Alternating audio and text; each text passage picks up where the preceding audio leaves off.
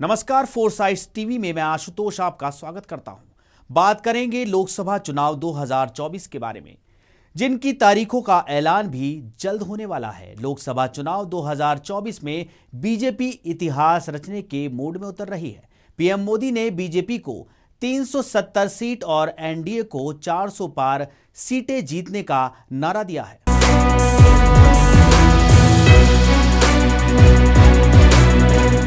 भारतीय राजनीति में 400 पार सीटें इंदिरा गांधी की हत्या के बाद महज एक बार ही कांग्रेस जीत सकी है और देश में लगातार 3 बार चुनाव जीतकर प्रधानमंत्री बनने का इतिहास भी पंडित जवाहरलाल नेहरू के नाम दर्ज है। अब पीएम मोदी ने सत्ता की हैट्रिक लगाने और 400 पार सीटें जीतने का लक्ष्य रखा है, जिसे पूरा करने के लिए हर संभव कोशिश हो रही है। बीजेपी दक्षिण भारत और मुस्लिम बहुल सीटों पर जीत दर्ज किए अपने निर्धारित लक्ष्य को पूरा नहीं कर सकी है, जिसके लिए सीधे तौर पर साधने के बजाय साइलेंट मुस्लिम प्लान बनाया है।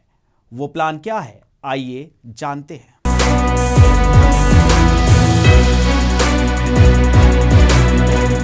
देश के मुस्लिम समुदाय की आबादी करीब 15% है, लेकिन ये 5 दर्जन से ज्यादा लोकसभा सीटों पर हार जीत तय करते हैं। इसके अलावा 3 दर्जन सीटों पर अहम रोल अदा करते हैं। ऐसे में मुस्लिम वोटों की सियासी अहमियत को समझते हुए राजनीतिक दल उन्हें अपने पाले में करने की कोशिश में है। बीजेपी हिंदुत्व के एजेंडे पर चुनावी बिसात बिछाने में जुटी है, जिसके चलते मुस्लिम वोटों को सीधे तौर पर साधने के बजाय अपने गठबंधन के सहयोगी दलों के जरिए सियासी ताना बाना बुन रही है। यही वजह है कि बीजेपी ने अपने संगठन के कुनबे में उन दलों को भी मिलाया है जिनकी मुस्लिम समुदाय के बीच अपनी पकड़ है।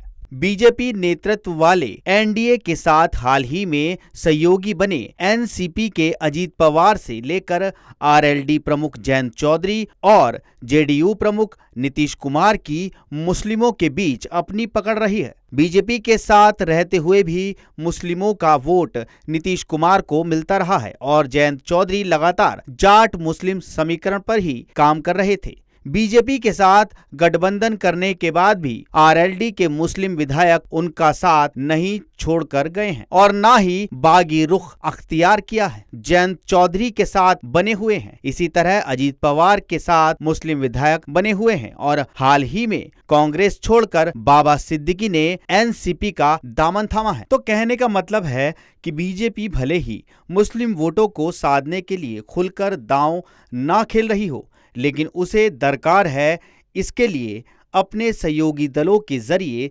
जरूर उन पर डोरे डाल रही है। मुस्लिम वोट देश के कई राज्यों में निर्णायक भूमिका में है, जिन्हें बिना साथ लिए एनडीए 400 पार का आंकड़ा छू नहीं सकती है।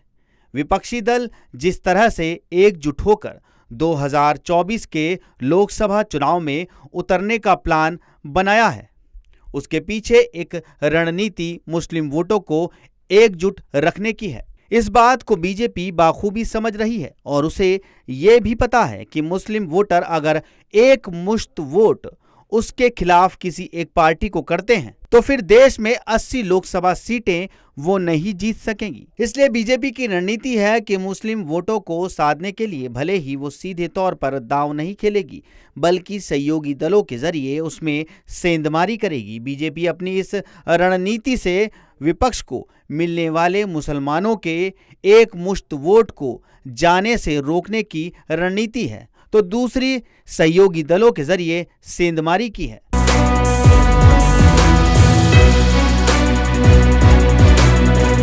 ताज़ा तरीन खबरों में बने रहने के लिए देखते रहिए फोरसाइट्स टीवी।